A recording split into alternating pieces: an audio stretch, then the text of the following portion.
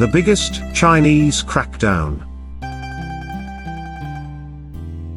China has undergone a lot of brutal crackdowns on its own citizens, in its long history of several millennia, including the most violent one, the Taiping Rebellion. However, we are focusing the recent decades, since the Chinese Communists took over in October 1949. When we talk about crackdown in Communist China, people instantly identify the Tiananmen Square massacre, the Cultural Revolution, the anti-right-wing purges and executions, the Great Leap Forward, etc., as the biggest crackdowns, or suppressions. But none of them match closely to what we are going to talk about in this video. Let's understand the background first. Deng Xiaoping, the architect of the economic revival in China, planned to retire in 1992, and wanted to hand over the powers to his chosen successor, Zhao Ziyang, who was the General Secretary of the Chinese Communist Party, or CCP, until 1987. But things got worse for Zhao, as he advocated political reforms and freedom for the Chinese citizens, along with the economic reforms. The hardliners within the CCP opposed him, ousted him from power, after the 1989 Tiananmen incident, and put him in house arrest, until his death. He was even blamed for the student protests, and was considered to have worked against the CCP's interests. With Zhao gone out of the line of succession, Deng wanted to find someone quickly, who would continue the economic reforms started by him, but not attempt any political reform. Deng reluctantly chose Jiang Zemin, party secretary of Shanghai, to succeed him, as the leader, and general secretary of the Communist Party. Jiang Zemin was not a traditional hardcore communist ideologist. He was very powerful within Shanghai city, and the surrounding areas, but his influence did not spread far and wide. This made him very weak, against the hardliners. In order to secure his position, Jiang got busy establishing his own circle of influence, right from the time he got into the leadership position. He wanted to create a power structure that would be loyal to him, but that meant he had to eliminate many of his enemies. Day by day, his influence and power increased. Jiang eventually got a group of loyalists to surround himself with, at different levels in the government. These loyalists were later known as the Jiang faction.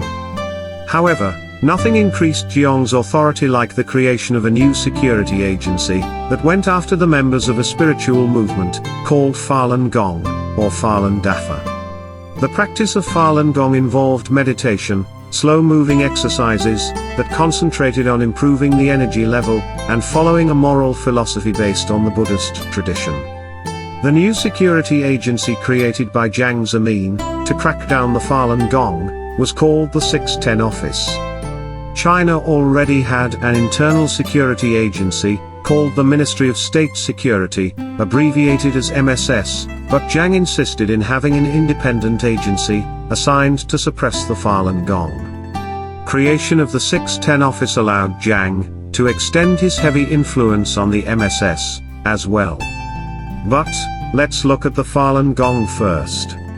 Falun Gong was introduced by someone named Li Hongzhi, in northeast China, in the early 1990s, and it became very popular at a rapid rate. Though Li Hongzhi himself moved to the US in 1996, and settled there, the spiritual practice gained momentum, at an incredible speed. At one time the movement had more than 100 million members practicing it. Its practice extended to all sections of the Chinese society, covering different social status, regions, as well as in the Chinese military and government. If the Falun Gong members had formed a country of their own, they would have been the 15th largest country by population in the world. On April 25, 1999, more than 10,000 Falun Gong practitioners assembled in Beijing, near the Tiananmen Square.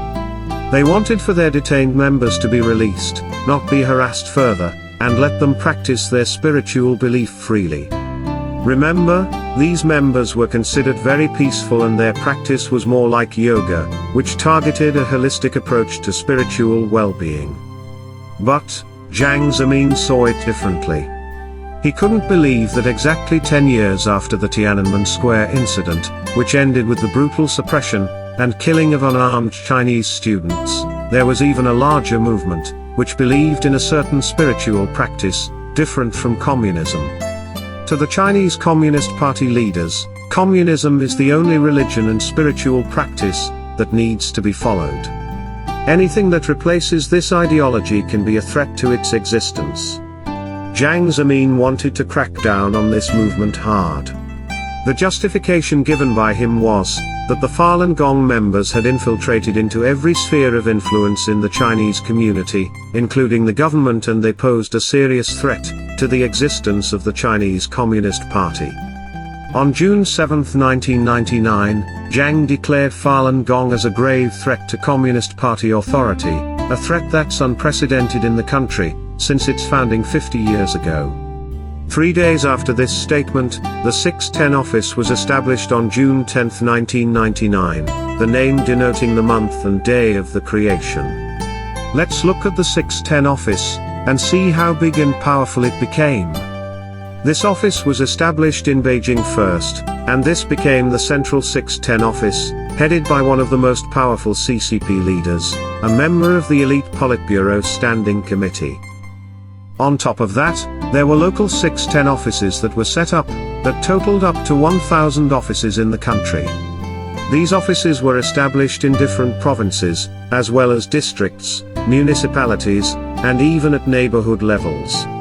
The main purpose of these offices was to crack down on Falun Gong and stop them from practicing it.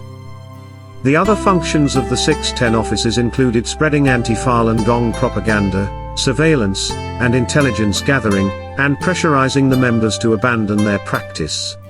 When the members refused, or appeared unwilling, the 610 officers were authorized to prosecute them legally, as well as involve in extrajudicial activities. A lot of authority were given to these enforcement agencies, and they went on a rampage. There was torture, imprisonment under intolerable conditions, severe punishments in the name of re-education, and several deaths as well. There were widespread reports of Falun Gong members going missing, never heard of after that, and being killed for organ transfers. Though some of these torture and extreme punishments, including deaths, became known to the outside world, most were not. The Chinese media and society were not allowed to discuss the torture or killings. So, the level of crime committed against the Falun Gong will never be known. The international press and their governments were busy making business deals with China.